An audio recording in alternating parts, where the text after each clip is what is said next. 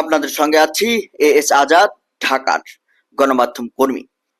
দেখুন, আফগানিস্তানের স্বরাষ্ট্র মন্ত্রণালয়ের মুখপাত্র আব্দুল মতিন কোয়ানি তিনি সম্প্রতি এক সাক্ষাৎকারে আফগানিস্তান সম্পর্কে এবং ভারত পাকিস্তান সম্পর্ক প্লাস আফগানিস্তান এবং পাকিস্তানের মধ্যে সংঘাত সংঘর্ষ এবং আন্তর্জাতিক বিষয়ে আফগানিস্তান কি মনে করে কিংবা আফগানিস্তানের বিষয়ে বিশ্ব পরাশক্তিগুলো কি মনে করে, এসব বিষয়ে নানা কথাবার্তা বলেছে। সেখানে কিছু গুরুত্বপূর্ণ কথা উঠে এসেছে। আসুন বিষয়গুলো কি আমরা জানি। আব্দুল মতিন কোয়ানির কাছে প্রশ্ন যখন সাংবাদিক ছুড়ে দেন যে পাকিস্তান এবং আফগানিস্তানের মধ্যে যে বর্তমানে সংঘাত চলছে, এই সংঘাতের বিষয়ে আসলে আফগানিস্তানের মূল্যায়ন কি, কোয়ানি তখন বলেন যে ইসলামী আমিরাত সরকারের নির্দিষ্ট নীতি হলো শান্তির লক্ষ্যে কাজ করা। গত 4 বছরে আফগানিস্তানের ভূমি ব্যবহার করে অন্য দেশের বিরুদ্ধে কিছু করা হয়েছে এমন অভিযোগ কেউ করতে পারবেন না।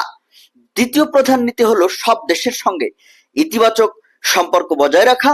দেশ বলতে এখানে শুধু চীন বা রাশিয়ার কথা বলা হচ্ছে না, পাকিস্তানের সঙ্গেও দৃঢ় সম্পর্ক বজায় রাখতেও আমরা আগ্রহী, কারণ দুটি দেশই মুসলিম রাষ্ট্র। কিন্তু এমন কিছু শক্তি আছে যারা একটা পরিস্থিতি তৈরি করে আমাদের মধ্যে সমস্যা ঘটাতে চায়। পাকিস্তানের তালেবান খ্যাত তেহরিকি তালেবান পাকিস্তান, এই যে টিটিপি, এ বিষয়েও কোয়ানি কথা বলেছেন।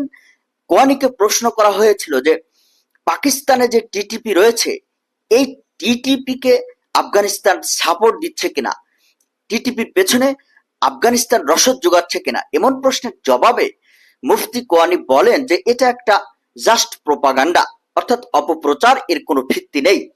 আপনি আমায় বলুন যে ইসলামী আমিরাতের সরকার তো আজ থেকে 4 বছর আগে ক্ষমতায় ছিল না, কিন্তু তখনও তাহলে কেন টিটিপি পাকিস্তানে সক্রিয় ছিল? এখানে মনে রাখা প্রয়োজন যে পাকিস্তান ধারাবাহিকভাবে খাইবার পাখতুনের মতো এজেন্সি অঞ্চলে অপারেশন করে যাচ্ছে, অর্থাৎ অভিযান চালিয়ে যাচ্ছে। সাধারণ মানুষের উপরে অবিশ্বাস্য অত্যাচার করা হচ্ছে। সেখানে মানুষকে যদি দিনের পর দিন নির্বিচারে হত্যা করা হয়, সেখানে মানুষের কোনো বিচার না দেওয়া হয়, অত্যাচার করা হয়, তাহলে একটা সময়ের পরে তারা বিদ্রোহ করবেই। কোয়ানি বলছেন এটা আমাদের বিষয় নয়, এই সমস্যার সমাধান আমাদের হাতে নেই, বরং এই সমস্যার সমাধান পাকিস্তানের হাতেই।